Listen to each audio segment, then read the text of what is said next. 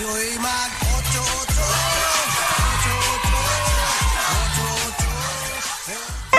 Ay hatid sa inyo ng pangkat 8. What's up viewers? Ate Angela here. At ngayong araw, titignan naman natin ang prime factorization tree. Ano kaya yung ginagawa ng salitang tree dito? Halina't simulan nating aralin. Una sa lahat, naimbento ang prime factorization tree dahil sa prime factorization. Na-master mo na ba ang topic na ito? Don't worry, papasadahan ko ulit ang prime factorization. Focus sa salitang prime muna. May mga paalala ako tungkol dito. Una, ang prime numbers ay mga number na wala ng ibang factors kundi 1 times sarili nila. Ang number 2, 3, 5, at 7 ay mga example ng pinakamadalas na nagagamit na prime number sa prime factorization. I-double check mo ang ibig sabihin ko. 1 times 2 lang ang factors ng 2. 1 times 3 lang ang factors ng 3. 1 times 5 lang ang factors ng 5. At 1 times 7 lang ang factors ng 7. Dito natin masasabi na prime numbers ang 2, 3, 5, at 7. Wow! Isa pang paalala. Focus naman sa salitang factorization. Ang factorization ay ang proseso ng paglista ng lahat na possible factor pairs ng isang number. Ang mga factor pairs ay mga numbers na minumultiply sa isa't isa. Halimbawa, what are the factors of 4? May factor pair ang 4 na 1 times 4 dahil sa rule na anything multiplied to 1 is itself. Wow! May isa ring factor na 2 dahil may rule na kahit anong even number kagaya ng 4 daw ay nade-divide ng number 2. So, 4 divided by 2 equals, yes, 2. Kaya ako nasabi na 2 times 2 ang isang factor pair ng 4. Wow! Ganito ang factorization. Nakuha natin ang lahat ng factor pairs ng 4. Bale, ang prime factorization ay ang pagkuha ng mga prime factors lamang ng isang number. Sa number 4 na halimbawa dito, 2 times 2 lang ang prime factors nito dahil hindi prime ang number 1 at composite number ang number 4.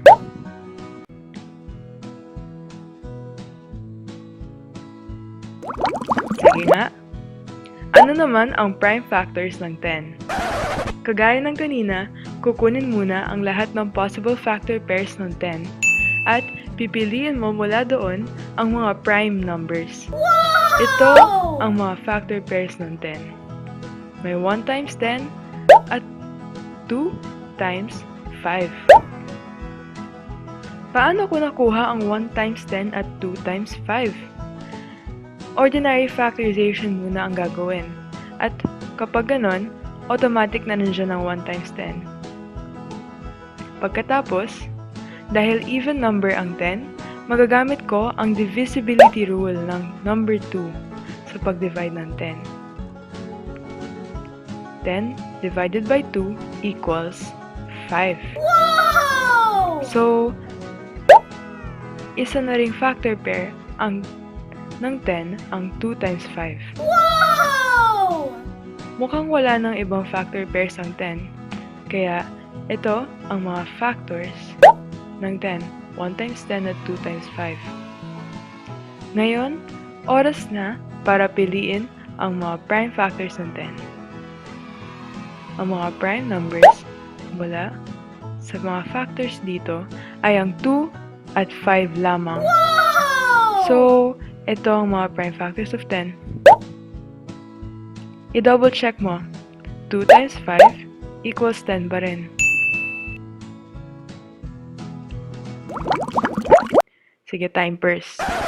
Kung gusto mo pa ng karagdagang pagsasanay sa prime factorization, balikan lang ang video tungkol dito sa description box sa baba. Kasama na rin sa description box ang video ng divisibility rules kasi madalas kong mababanggit ang video na yon sa video na ito. Okay, let's continue. Ang isang paraan para ma-visualize ang prime factorization ng mga number ay ang paggawa ng prime factorization tree. Kapag malalaki na ang mga numbers na kailangan gawan ng prime factorization o kung gusto mong sigurado ka na nakita mo ang lahat ng prime factors na isang number, makakatulong ang pagbuo ng prime factorization tree sa iyo. Ang idea sa likod ng prime factor tree ay ganito. Meron tayong isang tree or puno. Sa tuktok nito, nakasulat ang number na kailangan i-factor. Sa ilalim ng number na yon, may isang pares ng sanga or branches kung saan nakalagay ang dalawa ng mga factors ng number na nasa taas nito. Kailangan na may prime number sa pair na ito. Kahit isa lang dyan o kung kaya, pareho sila. Basta may prime number sa factors. Ito ay para masigurado natin na wala tayong naisiskip o naiiwan na composite number sa kahit anong sanga. Kapag may composite number pa rin, kagaya nito, gagawan ulit ng dalawang sanga or branches ang ilalim nito at isusulat naman doon ang factor pair hanggang ang dulo ng lahat ng mga branches ng puno ay puro prime factors na lamang. Wow! Nakikita niyo na ba kung bakit natawag itong prime factor tree? Ngayon, gagawa tayo ng isang prime factor tree. Kumuha ka ng papel at panulat at sabayan mo ako. Magsimula sa taas ng papel. Isulat ang starting number dito. Para sa halimbawa, isulat ang 63. Gumuhit ng isang pares ng sanga sa ilalim nito. Ano ang dalawang factors na magagamit natin? Alalahanin, makakatulong sa'yo na ang isang factor dito ay isang prime number at makakatulong na may kabisado kang divisibility rules ng mga prime numbers. Okay, pwede ang 3 at 21. 3 ang unang prime number na nakita kong kaya mag-divide sa 63 dahil pasok ang 63 sa divisibility rule ng 3. Ang sabi kasi ng divisibility rule ng 3, kaya nito i-divide ang 63 dahil ang sum ng digits ng 63 ay nadi-divide ng 3 ng buo. So, in-add natin. 6 plus 3 equals 9 ito. Ang 9 ay nadi-divide ng 3 ng walang remainder. O sa ibang salita, ang 9 ay isang multiple ng 3. Kaya, magagamit ko ang number 3 bilang isang prime factor ng 63. Masasabi ko naman na 21 nga ang nasa kabilang sanga dahil 63 divided by 3 is equal to 21. Wow! Para i-double check, pwedeng i-multiply ang 21 at 3 at tignan kung ang product nitong factors nga ay 63. Wow! Sige, 21 times 3, 63 pa rin yan, kaya tuloy lang tayo.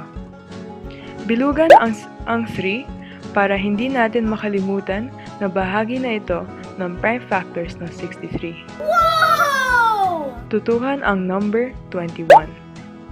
Prime ba ito or composite? Tama, composite ito. Kaya, sa ilalim naman ito, magdodrawing ng dalawang sanga. Ano ang pwedeng dalawang factors ng 21? Uulitin ko, dapat may isa o dalawang prime numbers sa factors nito. pwede mo isulat ang 3 at 7. Nakuha ko na divisible ang 21 by 3 dahil ang 2 plus 1 na digits ng 21 ay equal to 3. Pagkatapos, ano ang 21 divided by 3? Equal ito sa 7. At ito ang isusulat sa kabilang sangay. Uulitin ko, mula sa 21, hinanap ko ang maliit na prime number na pwedeng gamitin bilang isa sa factors ng 21. Ang divisibility rule ng 3 ay nagsasabi na kaya nito mag-divide ng kahit anong number kung ang pinag-add na digits nito ay part ng multiples or skip count ng 3. Ang 7 dito ay hindi na makukuhanan ng factors maliban sa 1 at 7. Ibig sabihin, prime number na ang 7. Ganon din ang 3. Kaya bilugan mo na sila. Tignan ng kabuoang prime factor 3. Ilista ang lahat ng nakabilog na numero. 3, 3, at 7. Ang mga ito ay ang prime factors ng 63. Para i-check kung tama ang ating sagot, i-multiply lamang ang lahat ng factors at tignan kung ito nga ay equal to 63. So, 3 times 3 is 9 at 9 times 7 is 63. Congrats! Nakagawa na tayo ng isang prime factor tree upang mahanap ang prime factors ng 63. Sige, kumuha ka na isa pang malinis na pahina o papel. May ipapakita pa akong isang prime factor tree ng 63, kaya sundan mo ako. Kagaya ng kanina, isulat ang 63 sa pinakataas, pati ang dalawang sanga sa ilalim nito. Ang hindi ko sinabi kanina ay ang number 63 is divisible by number 7 din. Paano ko alam yun? Ang divisibility rule ng number 7 daw ay ganito. Kukunin ang last digit ng 63, so bale itong 3 at dodoblehin ito. 3 times 2 ay 6. Pagkatapos ito, balikan ang number na naiwan sa 63. Ang number 6 sa harapan nito. Isasubtract mo raw ang 6 mula sa 63, pati ang 6 na nagmula sa 3 times 2. Dahil ang sagot ng 6 minus 6 ay 0, ibig sabihin daw nito, divisible ang 63 by 7. So, ayun. Pwede ang 7 sa sanga dito. Prime number ang 7, gaya ng sabi ko kanina, kaya markahan ito bago makalimutan. Para makuha ang kabilang factor, i-divide lang ang 63 sa 7. Ano ang sagot? Tama, 9. Kung gusto mo i-double check, tignan mo kung ang 9 times 7 ay equal sa 63. Ngayon, baka napansin mo na iba na ang itsura ng prime factor tree na ito sa prime factor tree kanina. Huwag mag-alala. Tama pa rin naman tayo dahil nga ang 63 pa rin ang product ng 7 times 9. Tignan natin kung may composite number dito na pwede pa nating i-prime factorize. Meron pa, ang number 9. Ano ang factors ito? Siguraduhin mo ulit na merong prime number ang gagamitin mo, ha?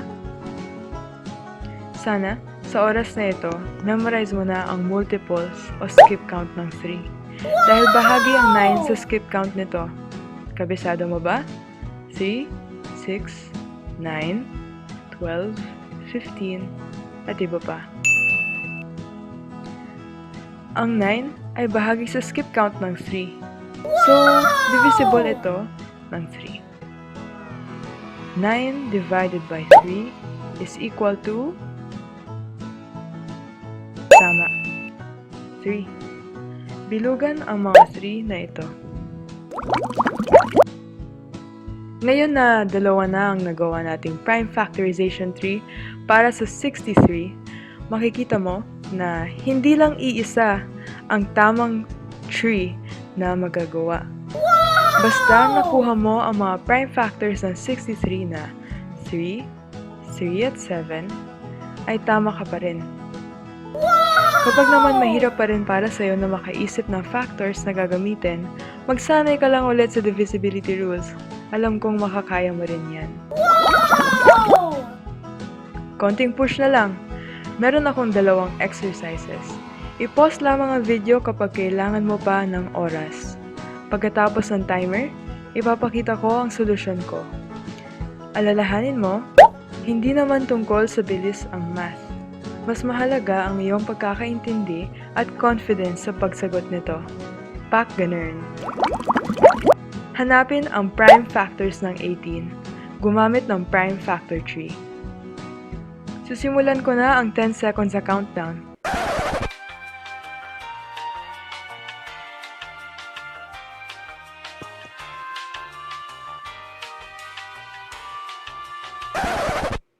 Okay. Ito ang aking solusyon.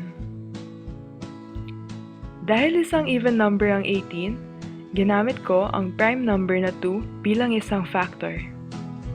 18 divided by 2 equals 9. Binilugan ko na ang 2 at sinangayan ang 9. Wow!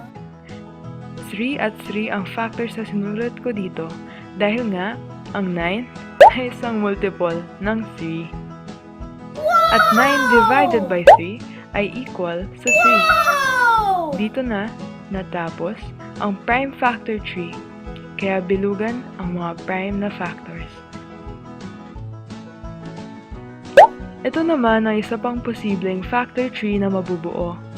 Ang 18 ay divisible by 3 dahil kapag pinag-add ang digits ng 18, 1 plus 8 equals 9, 9 ang sagot, at 9 is divisible by 3. Wow! Sigurado na ako na magagamit ko ang 3. Kaya, 18 divided by 3 equals 6. Binilugan ko ang 3 dahil isa itong prime factor at nag-focus na sa number 6. Even number ito. So, nagamit ko ang 2 bilang pang-divide. 6 divided by 2 equals 3. Wow! Dito, nagtatapos ang prime factor tree. Baka meron ka pang ibang prime factor trees na nagawa. Ang mahalaga, pareho tayo na narating na prime factors. Nakuha mo rin ba? Ang prime factors ng 18 ay 2, 3, at 3. Pwede ring 2 times 3 times 3. Basta nandyan ang 2, 3, at 3. Sige nga, ito ang susunod na ensayo. What are the prime factors of 50? Use a prime factor tree. Timer starts now.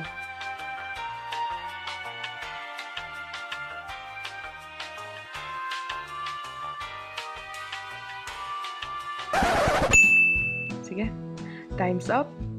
Ito ang aking prime factor tree. Isang even number ang 50, kaya agad kong ginamit ang divisibility rule ng 2. 50 divided by 2 equals 25. Binilugan ko na ang 2 at tinutukan ang 25. Nagtatapos ang 25 sa 5, kaya na-activate ang divisibility rule ng 5. Ito ang rule na nagsasabi na kaya i-divide ng number 5 ang kahit anong number na nagtatapos sa 5 or 0. Ito na. 25 divided by 5 equals 5. So, dito na nagtatapos ang prime factor tree ng 50. Ito ang isa pang posibleng factor tree na mabubuo. Nagtatapos ang 50 sa 0, kaya pwedeng gamitin agad ang number 5 bilang prime factor nito. 50 divided by 5 equals 10. So, bilugan ang prime factor na 5 at tutukan ng 10. Even number ang 10. So, ginamit ko ang number 2 bilang isa sa mga factor nito. 10 divided by 2 equals 5. Dito na magsa-stop ang prime factor tree. Baka meron ka pang ibang prime factor trees na nagawa. Ang mahalaga ay pareho tayo na narating na prime factors. 2, 5 at 5. Nakuha mo rin ba?